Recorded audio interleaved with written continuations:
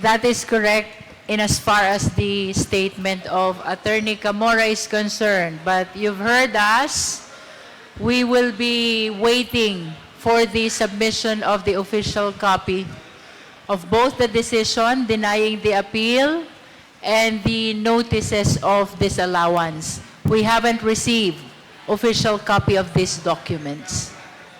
Ma'am, given na lahat nung entire releases, bale may notice of disallowance, is that yung for na notice of disallowance ba from COA, would you say corroborates what Madriaga said about money being disbursed huge amount of money being disbursed in a day or in 11 days? Well, I think the notices of disallowance pertains to non-compliance to the joint circular. And this is separate to the testimony of Ramil Madriaga with respect to the actual delivery of the duffel bags containing 30 to 35 million each. No? Pag sinabi nating notice of disallowance, the consequence or the effect of this is that the DepEd or the OVP failed to comply with the joint circular pertaining to the utilization of confidential fund. Ma'am, to think na, di ba every quarter yung releases? So given na 4 yung ND, every quarter na nag-release, may ND. What does it say about how the OVP uses its confidential funds? Well, the only thing I can say is that the COA maintains the position that they violated the joint circular. No more, no less. That's all it says. Sir, baka may dadagdag si Sir. Kong Chua po and Kong Terry. What does it say? I mean, is it, kasi lahat po per quarter, lahat may ND. So what does it say about the Vice Actually, President? 3 quarters lang yan for 2023. First, second, and third. And that pertains to the confidential fund of the OVP. The one that pertains to the 4th quarter of 2022, that is a denial of the appeal to the notice of disallowance. Can I follow up po? Sorry. Marian from TV5. In-affirm po, so ibig sabihin final po na may notice of disallowance, 73.2 million pesos, kailangan ibalik ng OVP, final na po ito. Gaano kabigat po itong ebidensyang ito, lalo na doon sa one of the allegations, plunder po, 50 million pesos yung kailangan, yung mag-reach. Well, mabigat ho yun kasi yung po nga depensa nila na wala pa ng mga pagsasara. Dito po sa usapin na ito dahil ND pa lang. Yung 2022 confidential funds issue, wala na ho yun. Basically, that is demolished. Kasi nga, may finality na po yung commission proper on the question. So, malaya sila, of course, to go to the Supreme Court, pero like what had been previously stated, there is already an obligation to return the money. Ang nakatali na po ron, si Ms. Acosta, yung Chief Accountant, at si Vice President Sara Duterte. So, the 3 of them will have to return that amount to government. But sir, yun yung po yung allegation nga na mali yung pinagamitan ng pondo, maaaring may malversation, plunder. What can we say about this na gaano kalaki pong kumbagang ebidensya nga po ito para doon particularly? Ganito lang po yan. Nag-i-issue po ng audit observation memo muna pagka may problema yung paggamit sa pondo. May problema o mali yung paggamit o walang mga kulang-kulang sa dokumento. So pagkatapos po niyan, pag hindi mo pa rin ma-justify, bibigyan ka ng notice of disallowance. So, sa notice of disallowance, kailangan may paliwanag mo pa rin. Pag hindi mo pa rin may paliwanag sa notice of disallowance, bago lalabas yung final, yung kaninang binabanggit po ng COA. So, ibig sabihin po niyan, It's either mali yung paggamit, hindi na justify, o hindi talaga may mali talaga dun sa, kasi lahat naman ng pondo, may mga kanya-kanyang menu. So, ibig sabihin yan, pag sinabi mo menu, ito lang yung bounds kung saan mo dapat gamitin itong pondo. Halimbawa, ang confidential fund, dapat ito lang yung mga dapat mong gamitin. So, kaya kanilalabasan ng mga ganyan ng COA, ibig sabihin, mali yung paggamit mo or hindi akma dun sa binibigay na parameters. So, yun po lang lumabas dyan. Ibig sabihin, hindi po nila na-justify. Nung binigyan po sila ng AOM, binigyan sila ng notice of disallowance, lahat po yan, hindi nila justify, kaya lahat, yung appeal po nila ay hindi po napagbigyan. Sige po, siguro i-follow up na lang namin yung sa ombudsman. Pero Kong Ridon, we would like to ask sana, kasi initially you said na ibibigay niyo po yung bloodbath kay VP Sara ngayong araw na ito. Una, naibigay niyo po ba, tingin niyo yung bloodbath? Ano po yung asahan natin sa April 22? I understand you also subpoenaed former Senator Antonio Trillanes and the Anti-Money Laundering Council.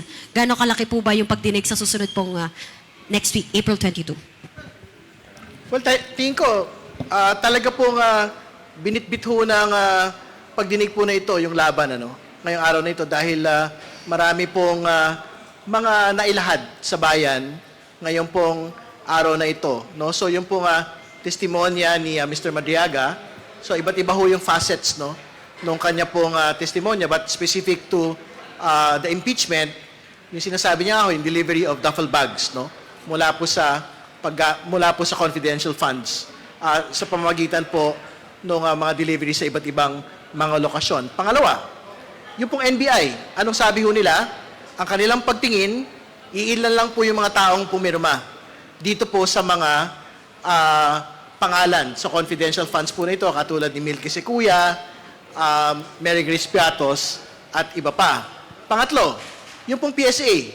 Mahalaga po yung testimonya ho nila dahil sinabi ho talaga nila na hindi ho totoong tao si Mary Grace Piatos at iba pang mga karakter dito po sa confidential funds acknowledgement receipts. Hindi ho sila pinanganak, hindi ho sila kinasal, hindi ho sila namatay. So, mabibigat pong mga testimonya po ito na tingin ko ngayon ho nabigyan ng aktual na pagpapatotoo sa proseso po ng impeachment.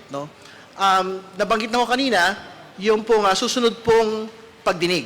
Tama po kayo, bahagi po ng pagdinig yung pagtalakay na po sa unexplained wealth at SALN issues. So, mababanggit po sa susunod po pagdinig yung SALN ng atin po Pangalawang Pangulo, yung kanilang ITR submissions, yung pong kanilang mga bank transactions. Kung may makita ho yung AMLC at syempre panghuli kung ano ho yung mga babanggitin pong mga detalye ni former Senator Sara Trillanes. Last na lang po, meron pong statement yung isa sa mga abogado ni VP Sara, si Attorney Paulo Panelo. Tinawag po nila nga na fraud o manloloko daw. Etong si Madriaga, hindi naman daw po na ipakita din yung mga ebidensya na namigay nga actually daw ng ng pera si VP Sara, kaya weakest link pa rin daw siya. Yung test of credibility ni Madriaga, yan masusubukan sa Senado. Kami dito, ang trabaho namin dito is determination of probable cause lamang. So, malalaman po natin yan kung totoo o hindi yung mga pinagsasabi niya pagdating po sa Senado once siya po ay kinross-examine na. Chair Chu, sir, kapatid nung... Sir, hi. Chair, kapatid nung issue ng maanumalyang paggamit ng pondo ng OVP at DepEd, tapos yung mga findings ng ibang ahensya. Kanina, pinresenta rin ng NBI yung findings nila na yung mga acknowledgement receipts na unang natisod ng inyong komite. At nakitang meron ngang medyo pagkaka-similarity dun sa mga handwriting. And the NBI confirming that earlier. Gaano po kabigat yun na isa rin probably, sir, na pwedeng ebidensya? And does it put credibility rin, sir, for your committee na unang nakatisod ng findings na yun way back 2024? Yung mga nagdetermine ng handwriting, mga handwriting expert to eh. So, sa mga korte, yung mga kanilang mga opinion ay napakahalaga. Kaya mabibigat po yung mga salaysay na bibitawan po nila. Sir, anong reaction or interpretation mo lang na may parehong handwriting yung magkakaibang pangalan pero pareho ng pagkakasulat kamay tapos hindi nag-i-exist yung mga tao na yun according to PSA? What do you get from that, sir? So makikita natin yung pattern. So maaaring isang tao lamang ang mga pumirma, iba-ibang pangalan o iba-ibang penmanship ang ginamit, pero yung stroke ay madedetermine mo na iisang tao lang ang gumawa. Habulin niyo po ba, sir, halimbawa na mauwi talaga to sa trial by Senate, nahanapin yung mga tao na yun, maipresenta at makita to the end point na hindi talaga sila nag-exist? I think yung certification ng PSA enough na, sufficient na para masabi na hindi nag-exist. Now, yung burden of proof na ito sila ay nag-exist, nasa respondent.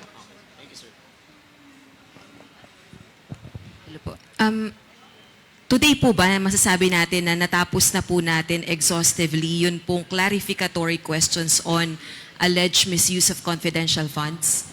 Yes. At least for those witnesses which subpoena we have issued already, no? As a matter of fact, tinanong tayo if we will be requiring Attorney Camora to come back for the next hearing. And we said no, because she answered already ample amount of clarificatory questions. What is only needed for her to do is to submit the official copy of the decision of commission proper as well as the notices of disallowance.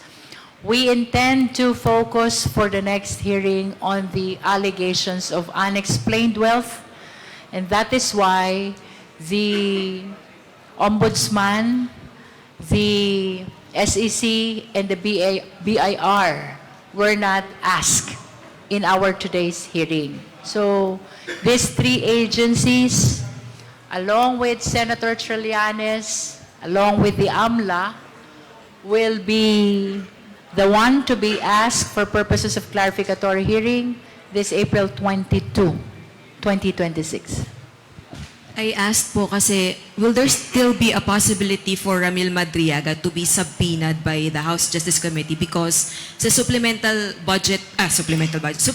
affidavit ni Madriaga, meron po dong portion on destabilization against the administration of PBBM. And meron din pong allegations against the Vice President in relation to that.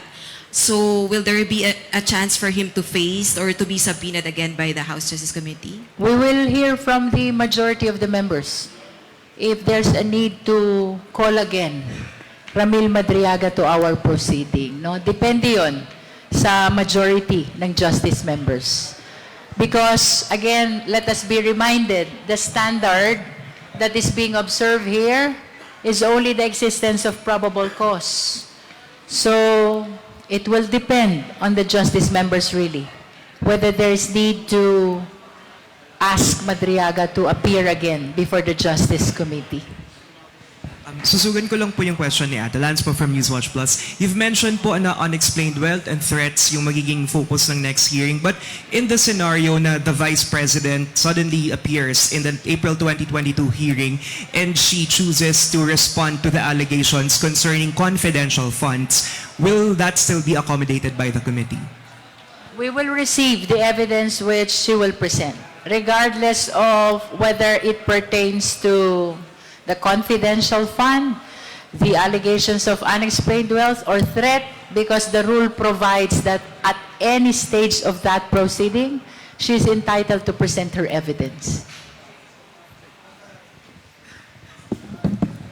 Ma'am, yung clarify ko lang po yung sa subpoena on AMLAC records, bank records.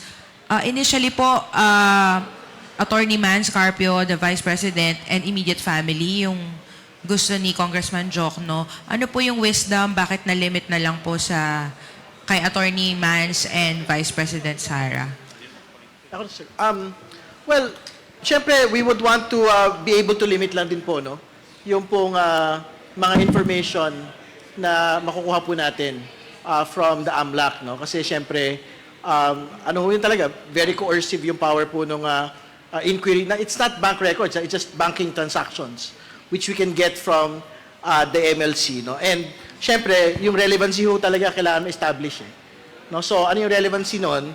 Kailangan kay Mr. Mans Carpio lang and kay Vice President Sara Duterte. Kasi yan ho yung ibabangga ho natin dun sa net worth ho niya. No? And yung net worth can be built from the assets of both, of Attorney Mans and Vice President Sara Duterte.